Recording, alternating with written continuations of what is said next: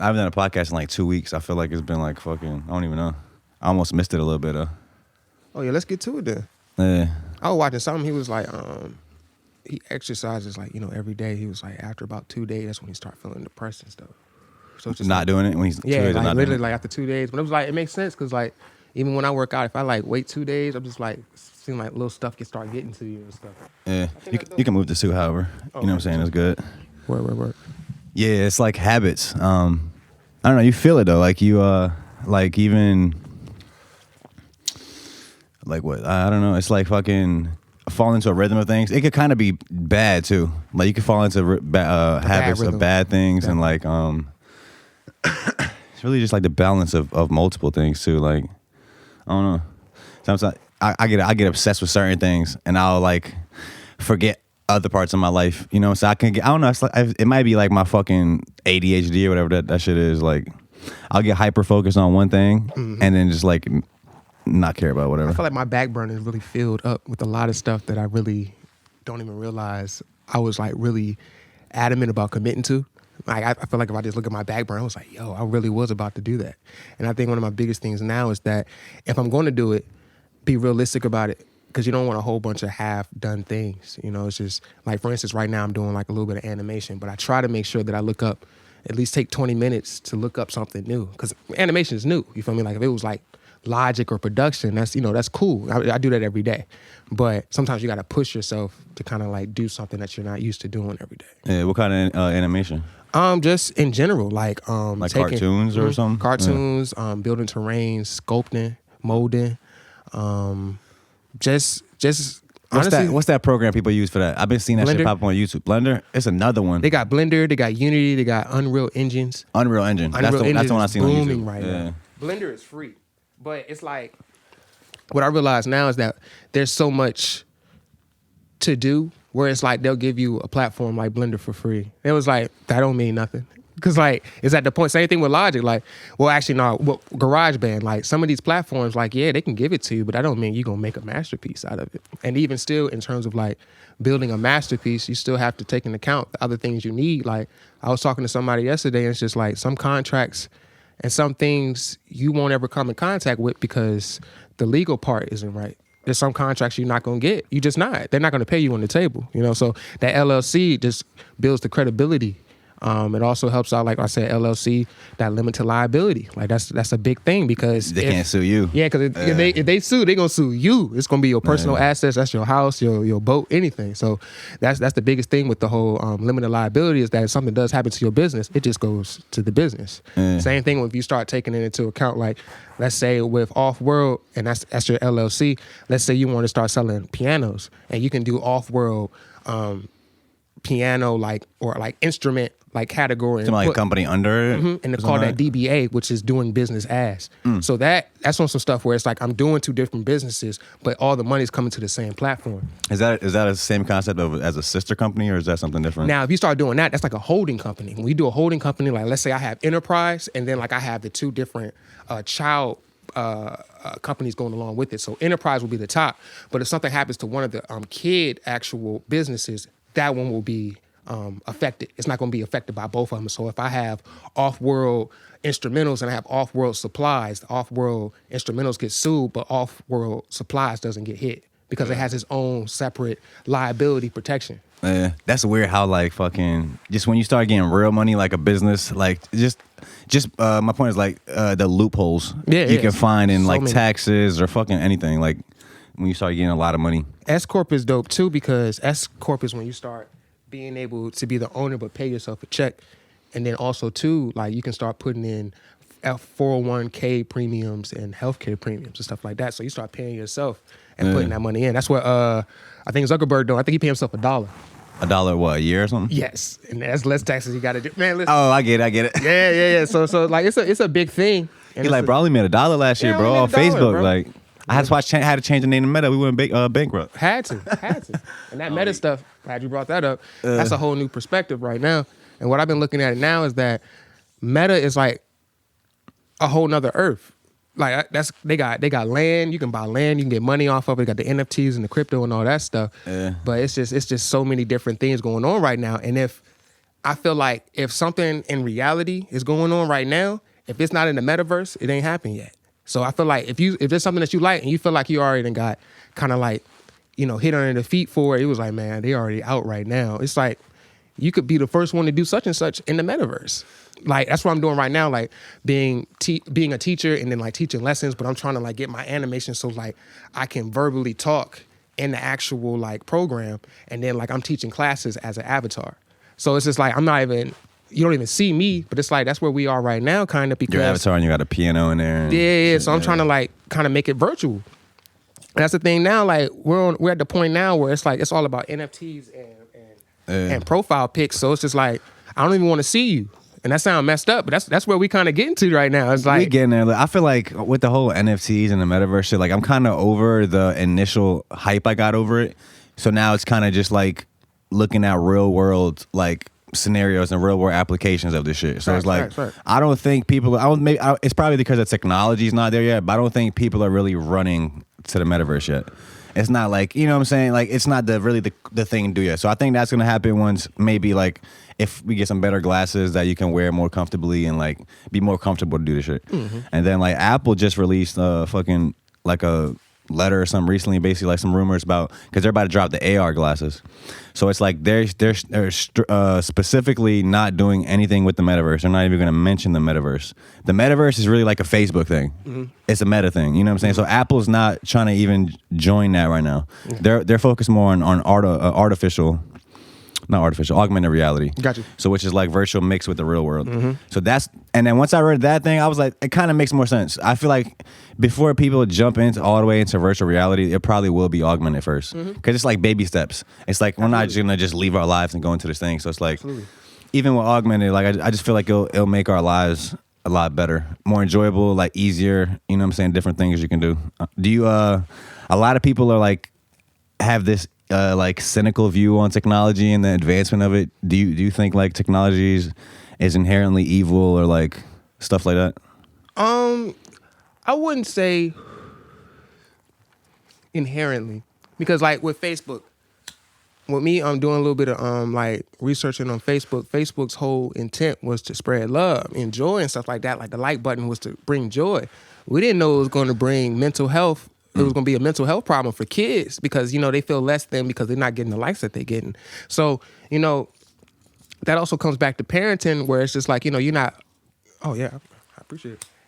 Where it comes down to where it's just like, you can't let the world like fully affect what you got going on. Like technology is a big factor. Don't get me wrong, but you can't let that be the reason why, you feel like committing suicide because you didn't get a certain like or, you feel like you didn't post it at the right time. Like even in the midst of all that, all these things, there's a science to this. Like I realized too, 5, 6 o'clock, that's the best time to post. 5, 6 o'clock, people getting off of work, they in traffic. You're going to take some time to do da-da-da-da.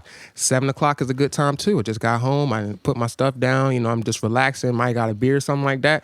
I'm going to watch Instagram a little bit. Same thing on Saturdays. Sunday mornings, like Sundays at 11 o'clock. People done turned up Saturday. This is the best time, probably Sunday morning, 11, 12 o'clock. People just like, I just got up. What's going on? So it's just, little things that you just kind of realize over time. Yeah, nah. That kind of all builds to the grand scheme of things. Yeah, I kind of had the same view on it.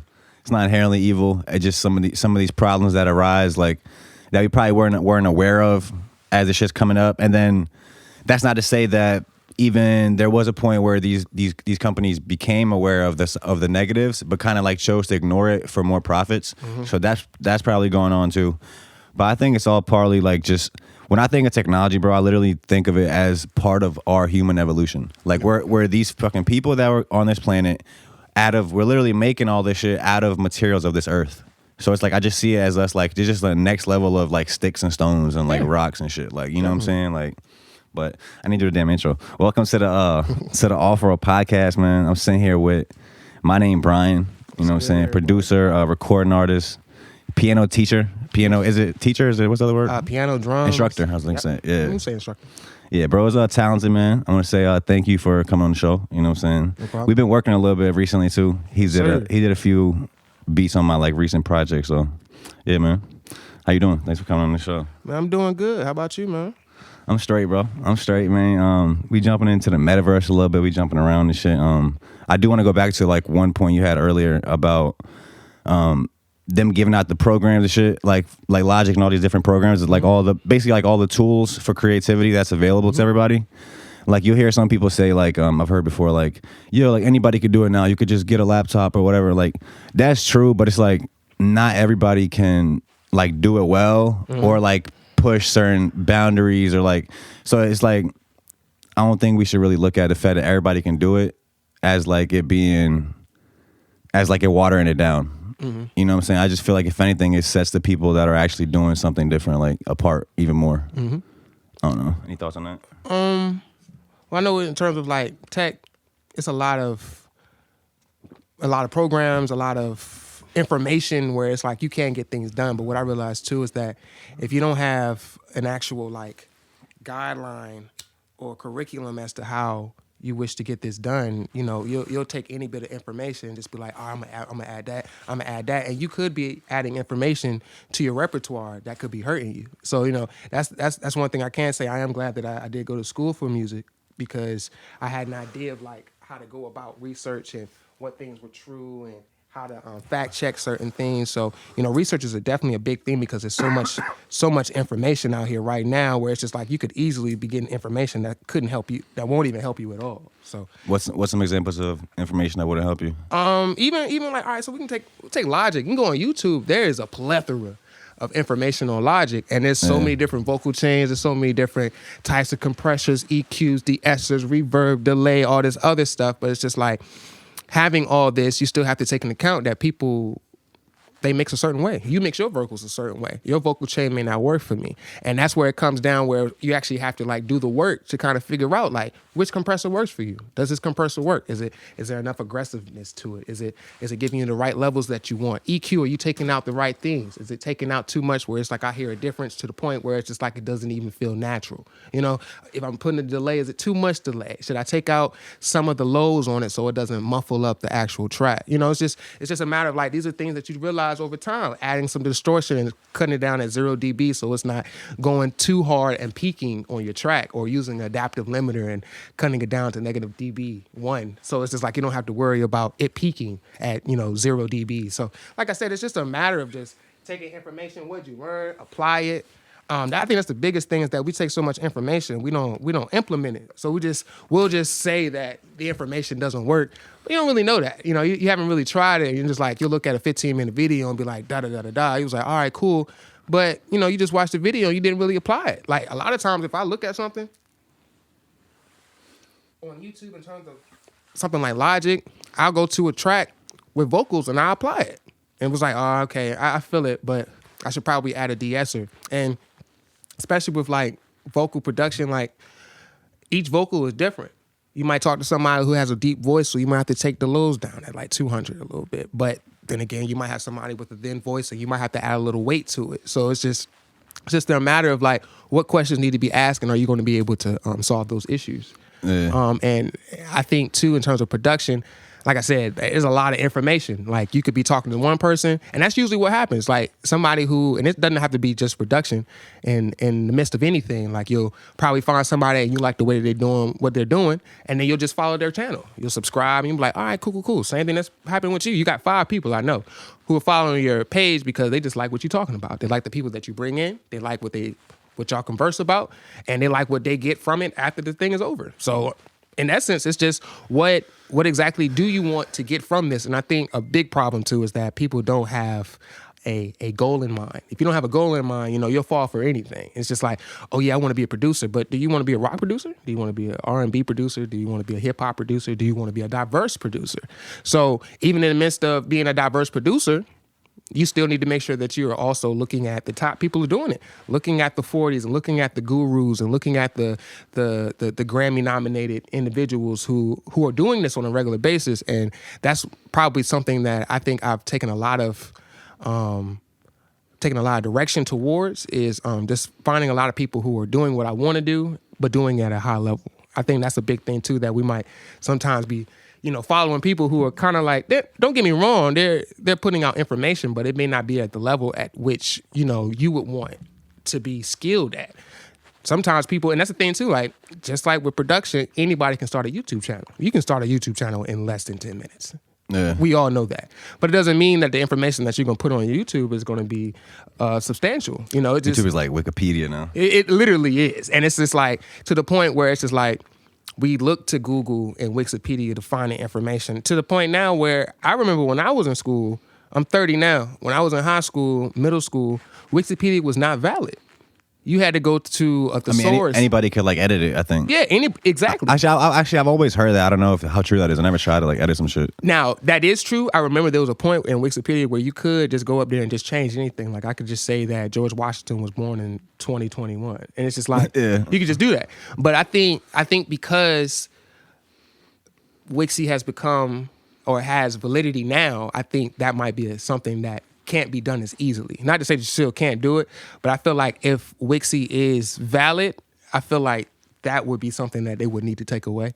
Like you can't go to a thesaurus and just change. Yeah. Or it's probably just like a fucking process. Like if something actually is wrong on there, they probably want people to be able to update it. So you probably send in like it's probably like a request now. Yeah, I feel like it's probably So both. a human reviews it. Like, okay, damn, that actually is true or whatever. But, yeah, like if you wanted to change something, you would have to like give some information that's like, where'd you find this information, and why is the information that you're bringing us more valid than what we already put on Wix? Yeah.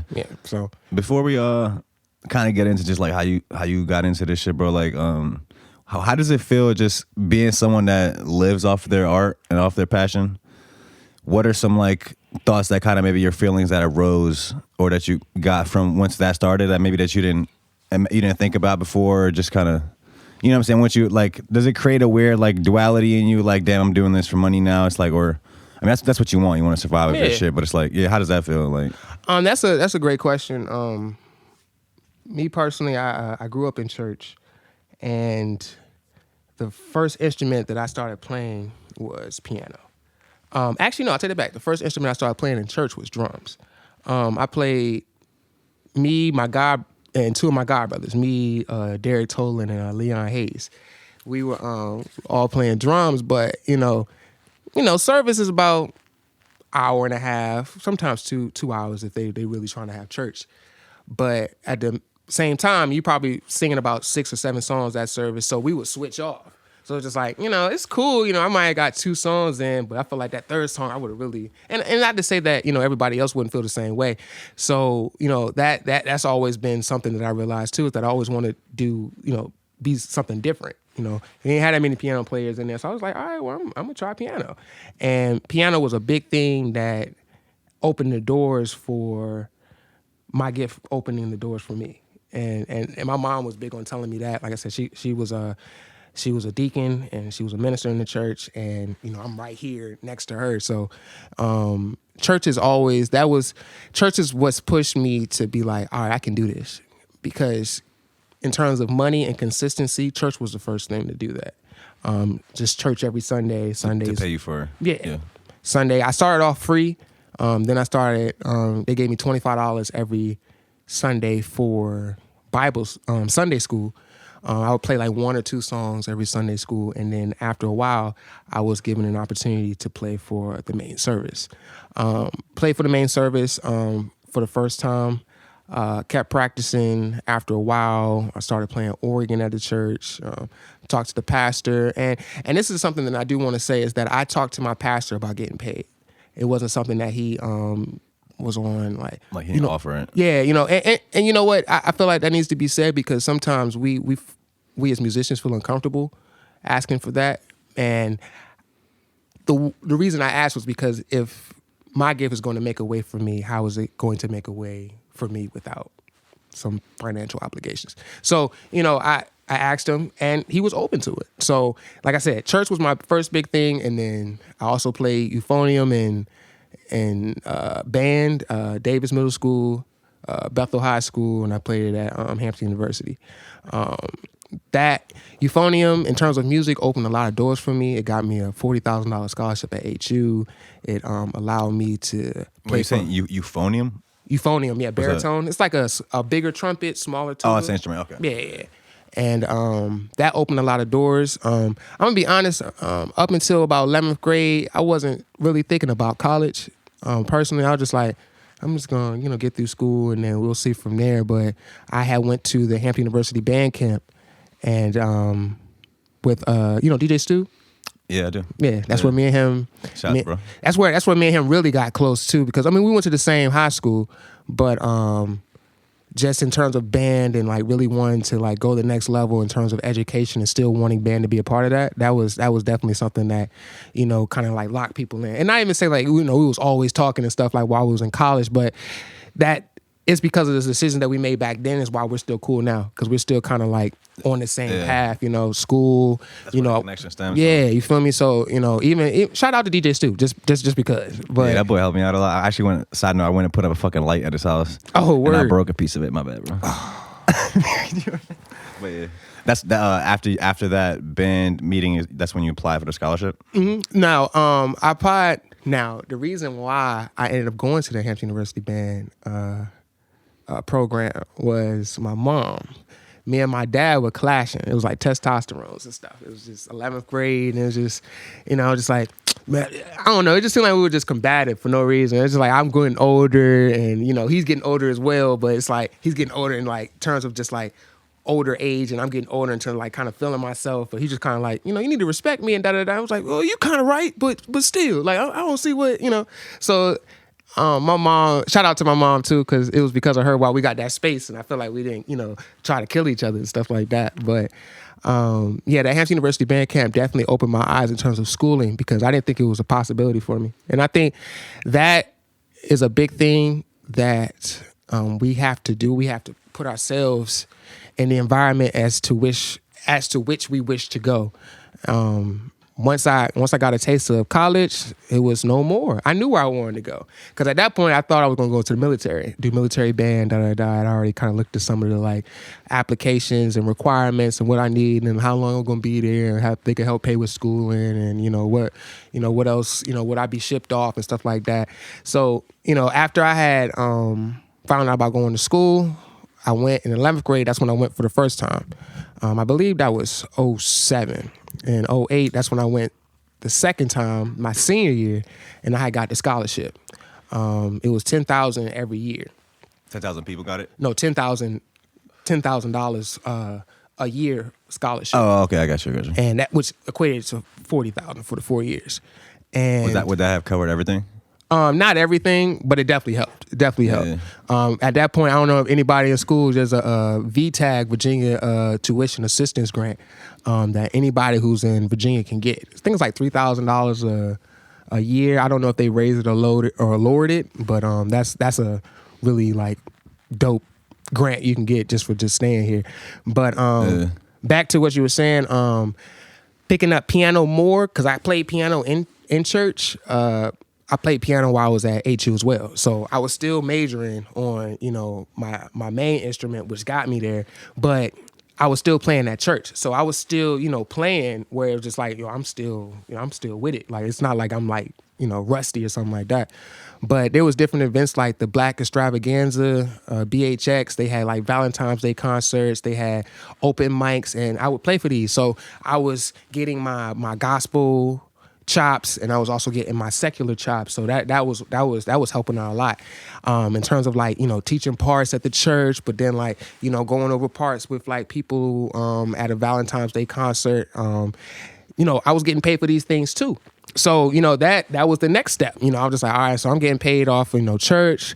I'm getting paid for doing gigs, and then it wasn't until like maybe a little bit after school, maybe like 2-3 years, where I was just like, yo, I could definitely teach, because people was like, yo, you could play, like you seem decent, like I would you could teach somebody. So started looking into that, and kind of getting out my head. That was when I was able to kind of like start taking different steps and, being confident behind what I was saying and understanding that, if that a C chord is C-E-G, somebody else wants to know that. And it's like, that's, in essence, seriously, like the fact that somebody like doesn't know this information, and I've been engulfed in it so much where it's just like, it's just music just kind of like just pours out my pores at this point, because it's just like I've been around it so much from middle school being in band and high school being in band and doing football games and doing parades and doing competitions, and then doing the same thing when I got to college, and then doing tuba for a little bit. So music honestly wasn't anything that I thought was not going to be in my life. Like I knew it was going to be in there. It's just something that's always been there. Now, in terms of like the money, like I said, that also goes back to the business, because even when you're talking to different pastors and stuff like that, you still got to talk to them about, in terms of direction with the music and, can you teach parts and can you play by ear and can you follow the pastor and are you able to follow the service? Are you able to come to multiple services? Are you able to have a rehearsal every week? Are you able to not only like teach parts, but also learn new songs that's going along with like the actual like trend of church? So, these are a lot of different questions, and these are also things that are expected when you, say that I need to be paid such and such. So even though, the God has blessed me to have these opportunities with music, still doesn't mean that there's not work that needs to be done in the back end. Yeah. Like even though it's like from Sunday to Sunday, I'm still like looking up other songs. Were you reading music at that time? Like how were you learning? Like yeah, I can definitely read music. Did you learn that? Like where did you learn that at? In middle school or on your own? Well, I learned reading music in high school. But that was just because I just kind of saw the relationship between what I was playing on my horn and then like the piano. Like usually trumpet, my instrument, I'm talking about baritone, euphonium, tuba, clarinet, trombone. That's one note being played at one time. But as you see with the keyboard, I could play a multitude of notes. I could play 5 notes, 6 notes at a time. So that was also something that I had to kind of like take into account, because I'm used to doing this or doing this, but now I'm playing this. And it's like there's a lot going on. Even though that's one note or that one beat that's going on the piano could be a plethora of other things, opposed to you just picking a note out of like the 24 notes you're probably going to be asked to play. Yes. So coming up, like before you learned how to read music, you were just kind of like learning song by song at that time, or how does that work? Now I have to probably go back a little bit more. My peoples brought me a keyboard when I was 8, but I didn't take it seriously. Like I wasn't really. I didn't take music seriously again until I got into band. Yeah. Got in the band. I was just like, yo, music, sheet music, beats, rhythms, time signatures, key signatures, all that stuff. And then I started looking over into like piano, because I was, already playing piano, but I also realized too that if you're gonna take it seriously, you probably need to look at some of the sheet music that's out there for piano, opposed to just always picking stuff up by ear.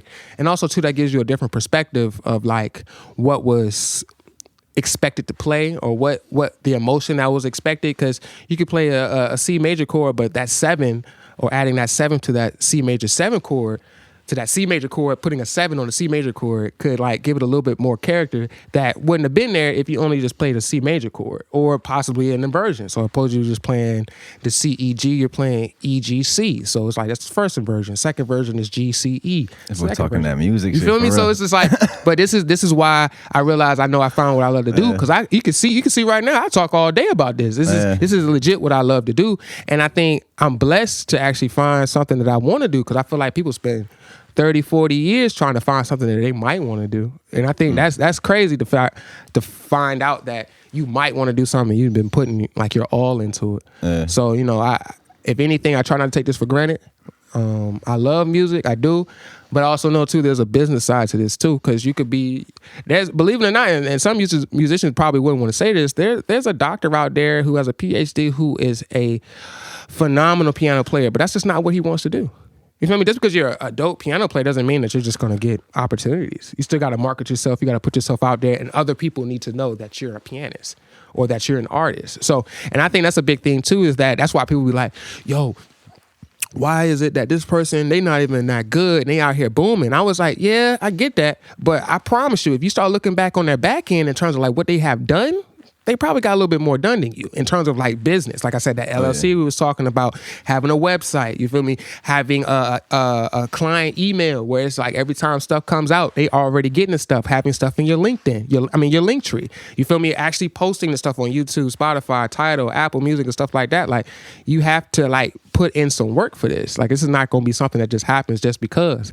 And I think that's the big thing, is that sometimes people worry about the business and then they start booming and they may not have the talent to sustain themselves. But it's like, that same thing can happen too if you having the talent and not having the business to sustain yourself. Like, it's the music business. You can't have one without the other. And I think that's what people are like so desperately trying to like break apart. But it's like the music comes with the business and the business comes with the music. So it's just like you just have to do both. Like I said, I have a great grasp on music, but I still need to make sure that I've tapped in fully with my actual business mind. That's what's going to keep me consistent. Like, when you start talking about, if you don't have an LLC, you're not worrying about an attorney. And if you don't have an LLC, you wouldn't know why you would need an attorney. So it's just like, it's different things that are going on that, we're not really talking about. We're talking about, let's make a beat, let's make a track, let's make the best hit, da-da-da-da. And like, you don't even realize that, yeah, you put it on DistroKid, but it's just like, cool. Anybody can do that. Like, anybody can do that. And it's charging you can have a hit, but if nobody hears it, then...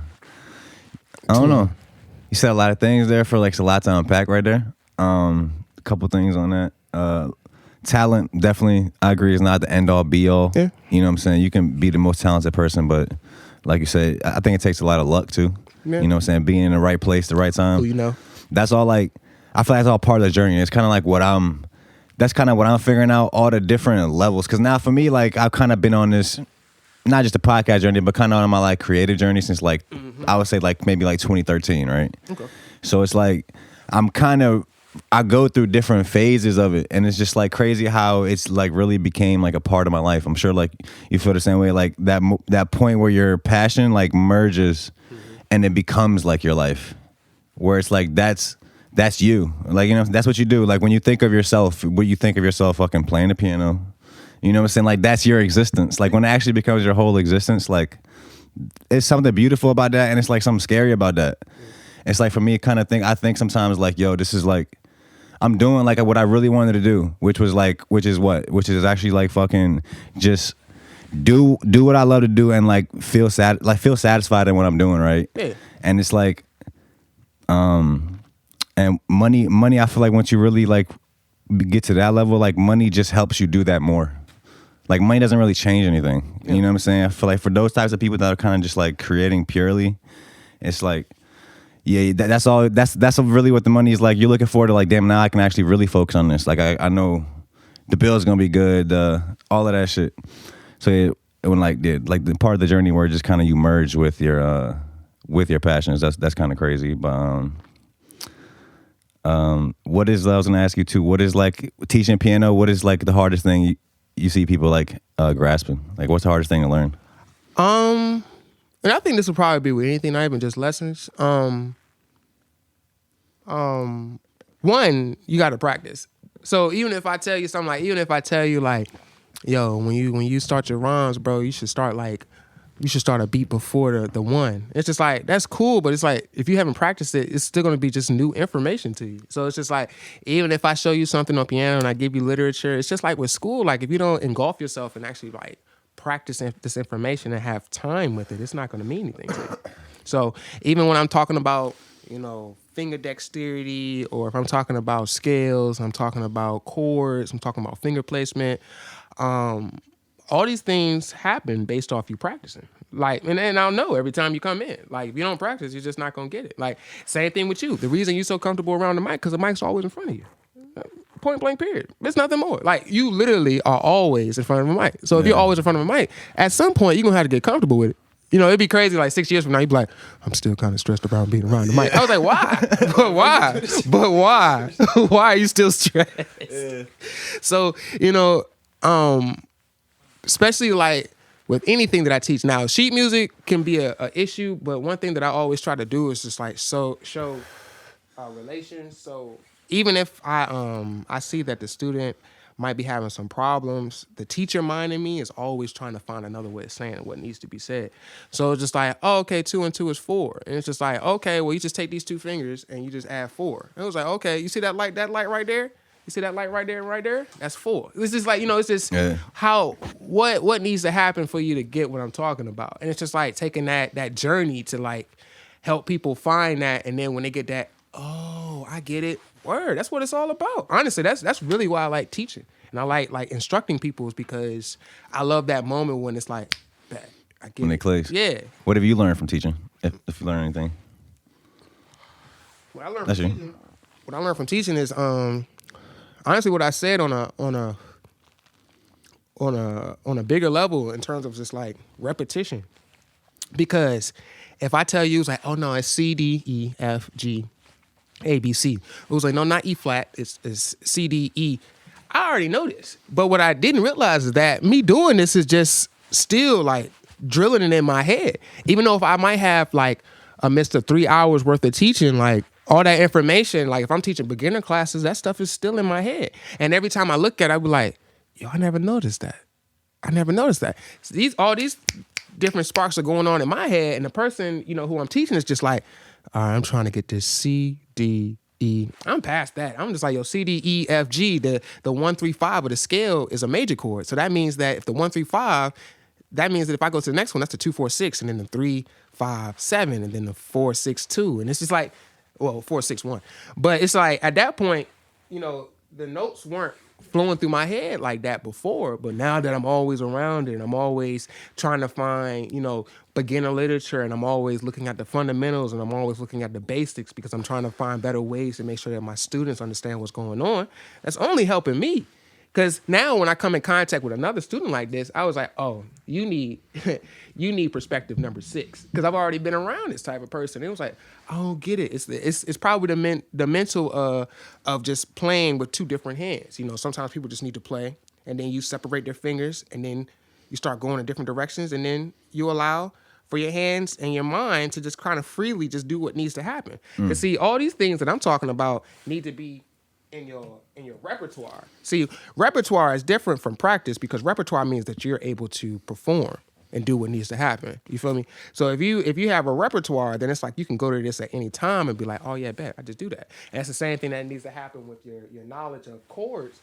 You got it. It's on some stuff where it's just like, you need to be able to put these down at any time. Because I might need to play 1, 2, 5, 6, 4, 3, 2, 1, 2, and 1. And you're just like, word. That sounds really dope. But it's like, that's really not that crazy if I were to break it down and then you just took these chords and just based off the number system, and now you just apply them based off the inversion. Now, I just said a lot, but it's really not that crazy. These are just things that you just have to take into account. Anything else that you might be good at in terms of like being an artist, you don't realize this. Even with you, like as an artist, there's a lot that you do. There's a certain perspective in terms of like your vocal cords. There's a certain amount of air that you push out to get the sound that you want. Like there's a certain mindset that you have. There's a certain posture. There's a certain mentality that you need to do this. There's a certain time where it's like you might use the back of your tongue, you might use the tip of your tongue, you might use your throat, you might use your diaphragm, and then you might use your head voice, all in the same verse. But it's like these different things are all going on, and when you start realizing that, then you can start using them at your arsenal. Because you might do something really dope and say like, every time I want to come through, and it's like that back of the tongue was where that through. If I say through, it just seems two in your face. But through just sounds a little bit in the back. But it's like you understanding the relationship between like the tip of your tongue and the back of your tongue, a taka, opposed to like a kata. You feel me? Like those are 2 different things. But it might give you a different perspective based off me using the ta opposed to the ka. You never know. But now that you've learned that, now you can use that when you want to. And it's like, I think it's just a matter of just having different things in your arsenal. And me personally, I know certain things that already work, and if it worked, I'm gonna use it. I'm just make it my own. And I think a lot of times we take too much time trying to find what's new, and we don't have any idea about how to do things that's already been done. And it's like we just want to sway away from it because I want something new. Who do they say is you got it? Who do they say is like the best? Is there a best pianist in history? Was like Beethoven or some shit? You got the Beethovens, the Mozarts, the Debussys, And I know this is gonna sound ignorant, but what is so great about them? Is it like just the songs they created, or did they come up with some new shit, or like? Well, there was, in terms of like Mozart and Beethoven, they were the ones who kind of like introduced us to like the music we have now. Like the sheet music, the basics, the fundamentals, why it works, how it works, why is this going on, intervals, and like for instance, like one of the most so popular, they like named the chords and created all those. Okay, yeah, a lot of like I said, like the systems of scales and inventions. There's a lot of different information that's out there. Beethoven, I think one of the most like, I think famous lines is like bum bum bum bum bum bum bum bum. Now are they, when you think of them creating like that, would it be like an inventor that invented something? Like is that considered their invention, their idea, or is that like if you come up with like the law of gravity, like it's something that already exists, but they just like put a word to it and like do you get what I'm saying? I think now in terms of like Mozart and Beethoven, it was like music was before that, and it was like there was actually some information to say that there was some Moors or people from Africa who was actually teaching, the Beethoven, the Mozarts, well, the Mozart from what I heard. And it's just like, even in terms of like how these things are made, string instruments were really big influence back in the day, because like they use strings to help clear like sinuses and like your blood, like vibrations. Yeah, vibrations. Yeah. So it's just like things like that. It just makes it seem even more dope when you start thinking in terms of just like the uses of music. And I think what made Mozart and Beethoven so prolific was that this feeling that we had that we assumed was just spiritual was actually put on paper. You feel me? It's kind of like the Bible, like in terms of just like, the perspective of like how to move and like everyone telling you what you feel opposed to just seeing it in writing. Like seeing it in writing gives you a different perspective because you can refer back to it. See, a lot of times when you start thinking about stuff, sometimes things come back up based off how you feel at the moment. So you may not feel like being that just individual right now because you just really not, you just don't like life right now. So it's just like going back to something to refer to opposed to like basing it off of how you feel, that kind of helps. You feel me? Also, too, you can refer to it too. Like if there was a song that was made, it's also stuff where it's just like, what was that line on the second part? It was like, it's cool. I got it right here. It was, you played an A. It's just, this kind of gives like a different conversation. Like now we can talk about, the music where it's just like, I don't need to have a whole, music background to like have a conversation with you. I can show you some paper and now we can have a discussion. And now what are your thoughts now that you understand what's going on, opposed to making it seem like I got to go to school just to get this very like exclusive type of thinking. You feel me? You know what you made me think of just now? What? You know how like certain sounds make you feel a certain way? Yeah. I'm just thinking now, do those sounds really do make you feel that way, or are we all programmed that way from birth? Like from birth, every like movie I've seen, right? Mm-hmm. Now think about every movie you've seen. At every sad part, it was a certain type of music. Every happy part, a certain type of music. So it's like, are those sounds naturally making us feel that way, or is that just what we've seen them, like accustomed to like our whole lives? If I'm saying that right? You know what I'm saying though? No, I fully understand what you're saying. All right, so let's take into account a C major chord. A C major chord, ba da da. It's happy. You can. I don't need to tell you that. Like you can tell this. It sounds a little bit more cheery. But if I were to lower my third, which classifies as it being happy or sad, ba da da ba da da. I've lowered my third, and now it's sad. So you feel me? It's not so much like, it's literally what it feels. It's not even also like somebody was telling you like, you feel this. Ba da da ba da da. So even if I have a major chord or a minor chord, like I don't think it's too much like how you feel. Now I maybe think, that was like conspiracy. No, that was my conspiracy on music. The chakras in music, because if you got a scale, you got 7 notes within that scale, and you got 7 chakras, and they actually like resemble and match. So it's like you can play one tone and it can actually help heal. You feel me? So it's just like, even in the midst of doing that, that's why I've also been looking into like music therapy, because I love that. I feel like. I actually met a lady that was a music. No, wait, no, I'm lying. She was an art therapist. I'm lying. Not bad. That's still dope too. Like she like drew like paintings or like whatever, like, you know what I'm saying? Yeah, music therapy. I feel like it's dope to know that you could be healed from a chord. Like you're a chord away from, getting what you need real quick. Yeah, like bro, like they say like we're like basically like atoms. Like we're vibrating right now. Exactly. I don't know how the science works, obviously, but I'm not a scientist, but we're actually like fucking like atoms, like Everything fucking moving atoms. through this world, like on the actual frequency. I need to do more research on that. I think that's like super interesting. Like really, I'm just super interested in, like too lately on like how lately I've been on like how everything is kind of connected. Just like how stuff can lead to other stuff that you would never imagine it would. Or like you'll meet somebody and they can like, I'm good. They can like you guys can have a conversation and it can spark an idea that you might think about like a couple years later, or like just kind of how everything is kind of just leading up to the next thing. It's like everybody that you ever fuck with that does piano or anything that you were inspired by, they collectively helped you formulate like your thoughts and who you want to be. And then you're going to do the same thing for the next person. And it's like we're all doing that on a scale of humanity. It's like we're all doing that, and it's like, for what? Like, where is it going to? Like, I feel like, I don't know. Like, I feel like it's just it's easy to like, I don't know. I feel like we go through this world kind of just like living real on like some surface level shit. I just be sometimes just, I don't know. You know, I might be high at this point, but it's like just thinking how everything is connected. Like, I don't know. Well, no, that goes back to something I want to say earlier when you was talking about like, you know, doing it for the money. Like, that's a really good question that everyone, like every single person in the world needs to ask themselves. Let's say right now you had $1 million. Now what? Because everything 9 times out of 10 that everyone is doing is to get to the $1 million. But if you had $1 million, what are you gonna do then? That's like they had that meme or something. It's like it's like some rich guy. He's like a business guy. He goes to somewhere, some fucking island for vacation, and he sees one of the locals there, and he's like, dude, he's talking to the local. He's like, man, he's like, I can't wait till I retire. And it's like he's telling the locals, like, I can't wait till I retire. I'm gonna just come and just live on this island and just do this for my whole life. And he's like, the local's like, yeah, I do this now. He's just like, he doesn't have any money, but he's like, he's happy. He's doing basically like what this rich guy is trying to strive for. He's doing his whole life like that, like just living. You know what I'm saying?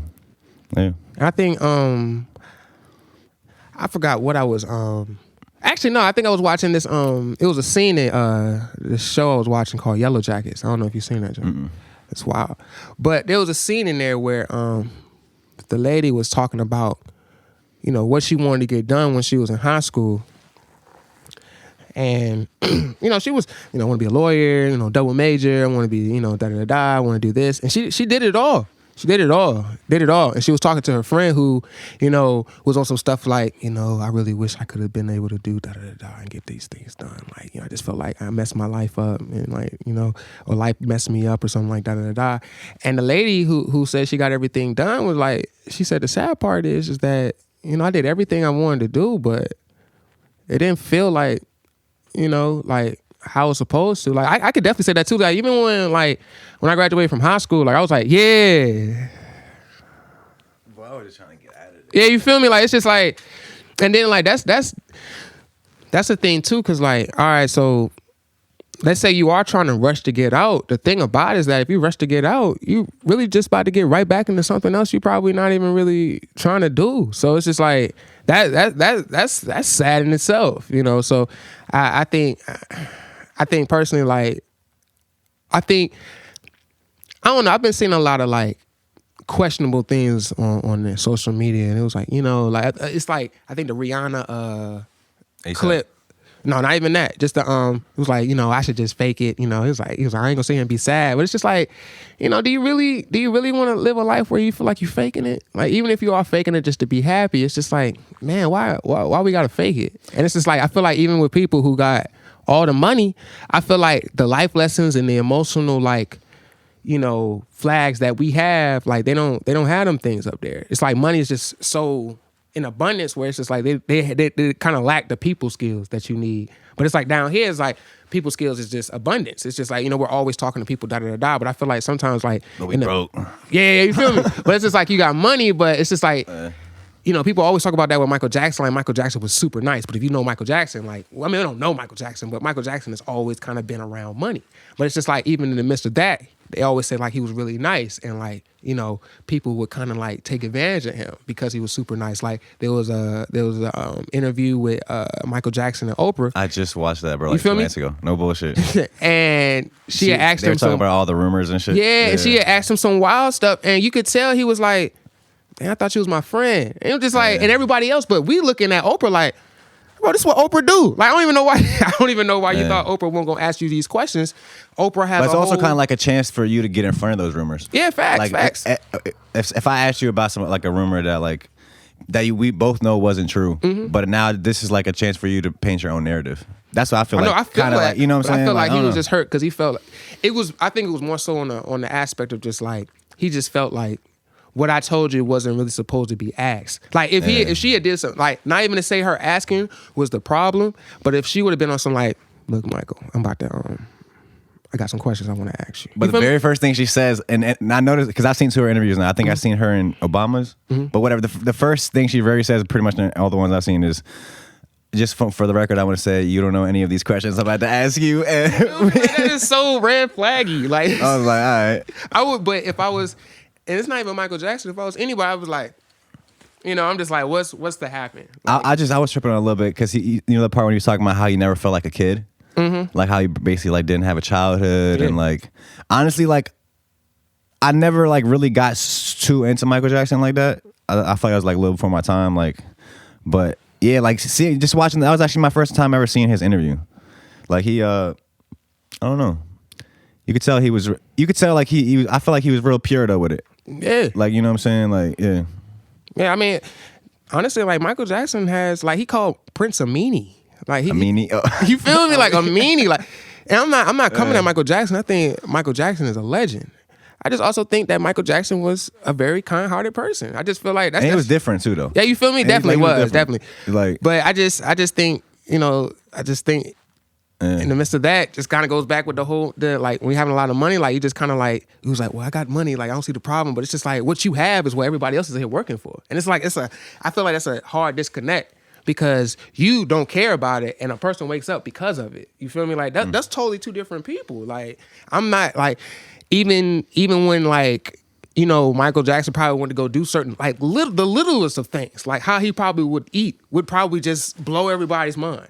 But it's just like, bro, I always have 4 butlers pull up with 4-course meals at 12. Like, it's nothing crazy to me. This is how it's been. So also, it's just, yeah, I get it. Yeah. you know, it's just, I don't know. I just feel like with MJ, I just feel like he was just a really good guy. I think he was a really dope dude. I think. I would say that too. Also, I feel like it's just hard for us sometimes to, like, just, like, for me personally, like imagine how certain things will make me feel until I experience it. Yeah. Like, you know what I'm saying? Like, I find myself doing it, like, okay, I'm 26 now, so it's like, I see myself going through things at certain periods in my life and not understanding it at that time. And then, like, later, like years later, it'll, like, click, or like boom, like I'll literally, like, it'll click like a lesson that I learned during a situation where, like, I learned that lesson and wasn't even aware that I, like, learned it, type shit. You know what I'm saying? Like, yeah, I don't know. And yeah, just really, like, yeah, I always say, like, too, the art, people like kind of just like separate the art from the artist, and it's like, yeah, I don't like that, because I feel like this thing really is us.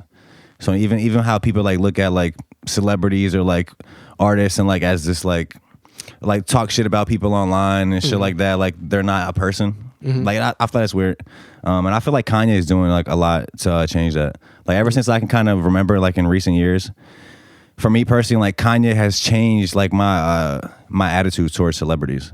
Yeah, just like. It may like kind of like brings it down to more like a understandable level, and even like now I seen he fucking he there's a video that just came out. He's talking to paparazzi, talking about trying to change the rule to where when paparazzi takes pictures of celebrities, they gotta give them a cut of the, you know what I'm saying, of the profits and shit. Yeah, just shit like that. I don't know. That just like the world is just changing, bro. I feel like right now we're going through like a point in the world that's like super pivotal, and it's like, yeah. We're gonna see what the future holds. Yeah. Hopefully we're gonna be doing this podcast. I think we're gonna be doing this podcast in space pretty soon, bro. Sometime in the 2020s. Because you know they talking about they got the space hotel coming out. I just read an article the other day that I forgot who, but there's a company building an entertainment center in space. Okay. So they're gonna like host movies. You can go to the movies up there, watch sports games up there. Like the NBA will be in space, I think, in the 2020s sometime. You're going to be going to watch, it might be like $50,000, $100,000, but you'll be able to go watch, you know what I'm saying, LeBron playing space. I think that's dope. In orbit. I think but see, that's the thing too, because like, now, because see, I'm looking at that, it's like, you saying that there's a space hotel, bro, it's like, it's about to be 3 different Earths. Like, what you mean? It just, just the 3 different places where it's just like on a large scale, where it's just like you have Earth, and then you have the virtual Earth. And then you got space. Oh, you talking about the metaverse? Yeah, you feel me? And it's like, I really feel like there's something on the moon. Like, it's just, I don't know. I've been hearing a whole bunch of stuff. What you think about it, though? About there being like space hotels and shit? Now, I'm going to be honest with you. I want to see this new movie coming out. I think February 4th. It's called Moonfall or something like that. I haven't seen it. I haven't seen the trailer. I don't know. I don't know. I just know that every time they be talking about stuff, it be for a reason. Like, I just hope that they've been talking a lot about zombies lately. I'm just not trying. I don't know. It just seems like they got this like one, I think, Asian fucking zombie movie on a train or something. I've seen that recently. Train to Busan. I think it is. I kind of liked it. I like that shit. Yeah, it was good. It was good. Like they got Train to Busan too, and it's like it's off the train. It's like all of China now. Everything else out the movie is coming true, so that shit is like the only thing left. You know what I'm saying? That has to happen. And it's like, is it really the only thing left, or is it just like a matter of time? Zombies and apocalypse. It's like the only thing that hasn't happened. Well, I mean, apocalypse happened like in earlier times, but yeah, zombies, I guess. Yeah. I don't know. I just feel, and that's the thing too, because like I was reading something where it's just like you can't. What is it? It's like spiritual law where it's like you can't do something to somebody without letting them know before it happens. And it's just like that's where that whole cartoon thing is, where it's just like we see it. You feel me? Yeah, you feel me? Like we'll see it. We were like, man, that ain't nothing. And then it happens, and it's just like on a spiritual level, it's like, told you. Y'all just look at cartoons as not real. That's but like, now, you feel me? Like now they starting to put real stuff in the cartoons, and it's just like we have been trained. I'm talking about trained since the beginning. Like baby boomers, like our parents, our grandparents are looking like, oh, that's just a TV show. But the kids from 80s, 90s is like, I don't know, grandma. I don't know. Like everybody was talking about it with like, Simpsons and like 9/11 and some of the things that the Simpsons was, talking about. But it's like, nah, it's only, I was watching Rick and Morty. I was like, some of this is questionable. Bro, that's like, you seen Tomorrowland? Yeah. Bro, that's like, I feel like that's what they were getting at with that movie. Like, The Machine? Mm-hmm. They had the machine that was like, they thought it was just like showing you the future. So like the world was like ending or whatever. Actually, I don't know if I've seen Tomorrowland. I've heard about it. The shit, I forgot. George Clooney's in it. They go to like this other world where the dreamers go and shit. But basically there's this machine, right? Mm-hmm. And it's this other world, but there's a machine that supposedly is just seeing the future and it's showing an apocalypse. Oh, okay. Gotcha. So it's like the people on Earth are like, they're like, damn, it's like about to be, the world's about to end. But then at the end of the movie, they find out that machine wasn't showing the future, wasn't predicting the future. It was like creating the future. So what it was everybody collectively believing that the world was about to end is actually what created the world to end. You know what I'm saying? So it's like, you know how they say like manifestation and shit. It's like manifestation on a massive scale. It's like you get, I don't know if that's a thing, but like imagine if everybody in the world is believing one thing is about to happen. It's like, like massive manifestation. Yeah. No, I mean I think that's exactly what's going on. Cause see, if you scare the whole population and the whole population is scared, then the whole population is going to manifest something that's going to scare the whole population. There's actually a study that came up. Damn, I forgot exactly. I wish I remember now. It's literally, you got to look this up. We're going to look it up after this shit. But it's literally like this. There's not a disease, but it's like a mental thing that's happening to the masses due to the pandemic. It's like how we all were put in a state of fear, like you were saying. And actually, there's a medical term for that. For like a state of mind that it puts you in. Damn, I forgot. It was like a whole thing on the news. I just seen that shit. It's like we're all collectively going through some shit that's like altered our state of mind, like our consciousness and shit. Like we're like, I don't know. I think you do know. Like seriously, I think I really think that mass manifestation is a real thing. Shit is deep out here, bro. Like it really is. I don't know. We just be getting high, trying to survive. Man. Yeah, man. It's got me thinking. I ain't gonna lie. It do. I mean, I was already thinking about it, but I'm just, I don't know. That mass manifestation thing is a real thing. Not with sound too, though. It's just like, yeah, man. Even with popular music and stuff, like. Even we can even go to that, like how there's actually CIA studies that have came out how the CIA has partnered with like the leaders of like the labels and shit of like hip hop and rap and have gotten together with them and like had an agenda of keeping the music as like negative as possible to keep people in a negative state of consciousness. Like that's actually a fact. Oh no, I've and that we all just turning up, fuck it, like you know what I'm saying. Yeah, I think. But it's really we're literally corrupting ourselves. Mm-hmm. He was talking about Kanye West was talking about the 808s and just it being a low frequency. Yeah, and considering the fact like hip hop is like like popular music low key right now, it's just like those 808s bring down your frequency. It's still a low vibrational. Like that's why they say I think like stuff like Santana is like positive vibes or like Bob Marley and stuff like that. Like it's high frequency music. But that's a real thing. Like the music that you listen to, like if you upset with somebody and you know you get into an argument or something like that, and you pop on like a Chris Brown song, you're probably gonna still be upset. You know what I mean? You may not be sad. Are you putting Chris Brown in that category? I thought he had like uplifting music. He does. I'm just talking about 808s. You feel me? I'm just talking about the 808s in general. Like, it doesn't even have to be like, you know, somebody who's deemed as like positive music. It's just like I feel like the 808s can be an issue too. Yeah. So it's just like, even in the midst of that, I'm not against 808s. Absolutely not. I'm a music producer. But at the same time, it's also on some like, you know, I think that's probably why I try not to do too much cussing in my personal music, because I just feel like, you know, I'm kind of like, it's like a negative. You feel me? Like that's why I try to have like uplifting stuff in terms of like what I rap about. I mean, not rap about, but sing about, just for the simple fact of like the information that I know about 808s. Isn't there like a thing where people like want to put music in like something about 432 hertz or something like that? Yeah, 442. 442. What is that? Hertz. Just the frequency. Okay. Music is tuned to certain frequencies. And there was a what's that movie called?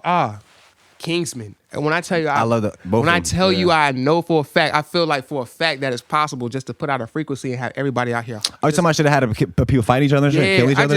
I just feel like we're a frequency away from doing that. Yo, that sounds like some shit. Bro, you gotta watch some of these fucking CIA studies, bro. They have literally the CIA website. They literally ran like all these different like experiments on people, and I'm sure they did some shit like that. I'm good. Actually, now the Kingsman shit, you seen they actually just made a third one, but it was like a knockoff one. It's called The King's Man. I heard it was whack, but the actual Kingsman shit was. No, Kingsman is kind of hard to like compete with. You seen both of them, right? Yeah. They got another one coming out. Hell yeah, I'm hip, bro. I'm really hype about Avatar 2 this year. That's coming out at the end of the year. I think Black Panther 2 come out. I'm not hip to that. Well, I do know that I am happy about that new Thor movie. That'd probably be dope. All right. We got a lot of Marvel stuff going on. What's your favorite? You in the X-Men? What's your favorite X-Men movie? I think I like Last Stand. I just watched. I think my favorite is Days of Future Past, where they sent Wolverine like back in time type shit. Yeah, I think. Are they bringing him back? I'm not sure. I don't know. I'm not sure. I'm not like a super crazy like Marvel or like fan where I know all like I don't even know everybody's name. I don't think. I just like enjoy some of the movies that I've seen. Yeah, I think I like Marvel a little bit more than probably DC. I just like how they doing just the timeline right now. It's wild. So, you know, that's just me personally. But people have been talking too about DC, like it's kind of all over the place. Like it doesn't really have any consistency. You know? Yeah. So, and I feel like DC is trying to find a way to do like what Marvel's doing, but have their own way. Because even with like Eternals, like the girl who was like super fast, they had like a certain way of like changing it from her kind of like being different from the DC Flash. Because DC Flash usually stops in like mid time, but the girl in Eternals, you could actually see her in real time. Yeah. So it was just like little subtleties. I was reading up on that. I was like, yeah, it's so many. Like I said, that's just movies and Marvel. We're just talking about one type of movie. Like we're talking about Marvel. Like we're not even talking about a whole bunch of other stuff that could be going on. So it's just like that just shows back to what we was talking about earlier. Like it's just repetition. Like it's really repetition. Just finding something you want to do and just keep doing it. Because like even with who's ever on that Marvel team, like they're just probably the best at what they do, and he's just been doing it over and over again. The guy who runs Marvel, that man he knows everything apparently. Like, is that Stan Lee? No, not Stan Lee. Now Stan Lee, I think Stan Lee made a lot of the I know he made comics. Spider-Man. I'm pretty Spider-Man, sure. Yeah. Hell yeah. Man, it's dope. I like Marvel, but I try not to get too involved in it because I'm like, it's not real. It's not real. It's not. Nah, because sometimes I be finding myself really excited. I was like, yo, this is nice, but it's just like, nah, it's not real. But it's like that also is like probably why it's hard for me to like want to be on the consumer side of the metaverse opposed to the producer side. Like I got to be on the producer side of the metaverse. I'm definitely trying to be on the. I can't be on the consumer side. It's just like, nah, I consume enough in reality. Like I'm good off that. Like I got to be a producer because it's just like just to have all that consumption. Like there has to be something that's being given back. Like you have to find a way to like flip it or make something out of this. And I think the thing with the metaverse is that it's cool, but it's just like it's still not real. Like it's just, but it's like I feel like people are making it real. Like people having like business meetings, and I feel like that's the first step. That's all you need. Like if the businesses can be on some stuff like it's like we're gonna have a Zoom, a virtual Zoom meeting like in the metaverse. Like who else is gonna stop? Like who else is gonna have a problem with it? Because at that point, then it's just like, oh, I saw my grandma in the metaverse, or I want to go see my cousin in the metaverse. Like that's grandma not going to the metaverse. Boy, if you don't get off of that, you don't get off of that. So it's just like I said, the metaverse is definitely it's here. Like it's definitely like here. So it's just it's just you want to be a consumer or producer. That's really the thing. I mean, it's the same thing that's been here, and I think that's the thing that's going on is that we're producers. Like we want to produce in terms of like rather being a consumer, because it's just like a producer just allows you to, opposed to you just taking, producer allows you to make opportunities. And I think that's really why I want to be a producer. Because like, yeah, obviously the income comes in too, but it's just like being a producer allows you to build things and build leverage to where you can do things for other people. Like my whole goal is to like have my cup overfilled to the point where I can give to others. Like that's the whole point. Oh, yeah. It's like me and my family, like kids, next generation kids, like they good. Like they got kids for college. They got cars for college and got tuition paid for whatever direction they want to. Got a crib when they turn 25. That cool. That's good. But now to the point where it's just like, all right, I can help somebody else out. Like da da da da. That's really the whole point now. It's just like in terms of like generational wealth on like all levels. Like generational wealth is like the biggest thing. Like every culture should be thinking about that. So it's not even just like a black thing. Like it's everyone's thing. Like you need to be thinking about the next generation. And I think that's what's kind of going on now. Because honestly, like in terms of like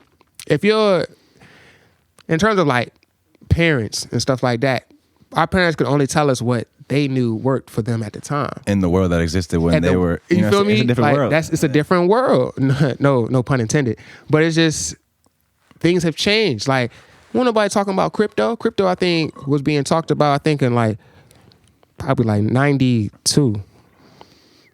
Crypto? Yeah. No, I don't think. No, seriously, 2000s, I think I might be wrong, but it was definitely talking. First of all, I will say this: they was talking about Coinbase back in 2011. Like they was talking about further back then, but people was talking about some of these concepts back in the 90s. Like this is how crypto was created, though, right? I think wasn't it? It was somebody in Asia. Satoshi Nakamoto. Yeah. It's cryptocurrency was created, which Bitcoin was the first one. It was created anonymously. Mm-hmm. That's what I think is crazy about it. Some shit that literally has like kind of changed the world already. It was created anonymously. Nobody knows who created the shit. Shit's crazy. Have you seen Eternals? Eternals? Yeah. Have I seen that? I don't know. I don't think so. Maybe if I've seen it. Well, I'm not trying to give away the movie, but I do feel like there's, I don't know, I feel like there's somebody here who's just not even like one person, like a group of people who just like. Well, that's the story. Some guy named Satoshi Nakamoto created Bitcoin, which was, he wrote the code, some shit like crypto never worked because it was always a error in it where people could spend coin but somehow copy their coin and keep it, and so basically like never run out of money. So he created the code that like stopped you from doing that, which is like what made cryptocurrency possible. Yeah. So I shouted him out in one of my songs. Shout out Satoshi. Shout out. But yeah, man. Yeah. So like, yeah, you fucking can't. You playing in church, man. Playing in school. Ultimately, now you didn't even. I don't think you ever had any other job, right? Other than music. Oh no, I've had other jobs. Yeah, other job. Right now, you don't know, right? What? Do you have another job other than teaching? Right now, music director, teach, do marketing at a business, and I am doing music production. So pretty much all around music is. Yeah. Okay, so you're making a living. Yeah. Off doing music. That's, you know what I'm saying, success in my book. You know what I'm saying. That's hard. Appreciate that. Yeah, man. Do you wanna lead the people or anything? You know what I'm saying. We about an hour in. You know what I'm saying? Well, I mean, thank you for tuning in. I think that's probably my biggest thing. And always be planning. Like, I think it's piss poor preparation promotes piss poor performance promotes pain. 12 P's. So it's just like, make sure you plan it, because it's gonna hurt you in the back end if you don't plan for what needs to happen. Like, and I've learned this, like, any day, like. And you know what? There's a lot of spiritual people out there as well. And, it was like, I'm gonna pray about it. Like da da da. But there's no action. If there is no action, I promise you, it's nothing gonna happen. So even if you love to pray and stuff like that, there has to be some work behind it. And I think that's, everyone talks about, just the year of work. Work don't stop. There is no year of work. It's always work. It's always work to be done. It's always something new to be doing. And like even right now, like even if I were to say right now I was the best producer in the world, okay, word. What's next? It's like it's always, it doesn't matter. It's like I did it, I'm done now. Yeah, you feel me? Like it's regardless of that, like it's always gonna be something else to do. So I feel like that should be something else that, you know, I would say I want to leave with people. Like, be thinking about the next move. Like, not in a negative way, but just think about, like, what's next? Like, same thing with, like, you know, if you got $1 million right now, like, what? Because that's what you're probably doing, whatever you're doing now to get to the mill. So it's just like, if you get to the mill, what's next? Like, you know, so I think that's probably what I would say in the grand scheme of things, 12 P's. And like if you had $1 million right now, what would you do next? Like, in terms of like, you know, giving yourself value. Obviously, you know, you can go buy a car, do all this other stuff. You got $1 million, cool. But from that day before when you was getting up to hustle, and then this day when you got the $1 million, were you still getting up to hustle? Like, and not to say that, you know, you're gonna be broke. You could be set with the $1 million. No BS. Like you could budget well where it's like you good for the next 30 years. But my question is still like, you know, what is it that you really want to do? And what you're doing is $1 million where you cap at. Because sometimes, like I said, $1 million right now. Like, what's up? Do you still want to do what you're still doing? Or will $1 million kind of like click something to make you be like, you know what? I do want to be an architect. So it's just like, what does the money do? Because a lot of times, like, we do what we feel like we should be doing based off the circumstances that we're presented with. So it's just like, that's because you feel like you couldn't be da-da-da. Because I'm not going to lie, I feel like a lot of people have said that they want to be a doctor, but being a doctor is a lot of money. It's not even about just going to school. It's about... That should take like 10 years, though. Listen, it takes a lot. It's a lot. There's a period where you have to, like, go to school and work for free. I'm just like, oh, man. Like, I think it's called clinicals. Put in the comments, my fault, I might be wrong. But it's just like, even with, like, being a doctor, like, it's still, like, you feel me? Like, and then a lot of them are in debt and stuff like that. So probably, like, all of them, yeah. You feel me? Like, that's things to take into account. Like, you talking about, like, upset possibly, but at the same time, like, with the $1 million, going back to what I was saying, for $1 million, like, what would you want to do next? Like, if you had $1 million, would you still want to do what you're doing? Would you want to do something else, or you good with just chilling? Yeah. I think that's a question I ask myself too, and I think that's why I'm still doing, you know, music. Like, if I had a meal, I'd just be like, all right, bet. I just need to make some meal music now. Like, it's just like, you feel me? Like, whatever money come in, I'm just going to attach. That's just the level of effort that just needs to go into that. Yeah. I mean, like I said earlier too, it's like, it's hard for me to imagine how I feel if I had $1 million. I don't have it. Mm-hmm. But I do feel like when you start getting money like that, it's like you don't even think about it. It gets to a point where it's like money is like literally a tool. Yeah. You so just it's move. like, yeah, it's just make moves. Yep. Love it, man. I feel like that's a fire spot to leave them at. Yeah. You know what I'm saying? Appreciate you for coming on the show. No problem. You know what I'm saying? I appreciate you guys for tapping in. All the bros' links will be in the description. Definitely tap in with them. Yeah, fuck with the artist from the 757, like I always say. And yeah, we're going to see you guys next week. Peace.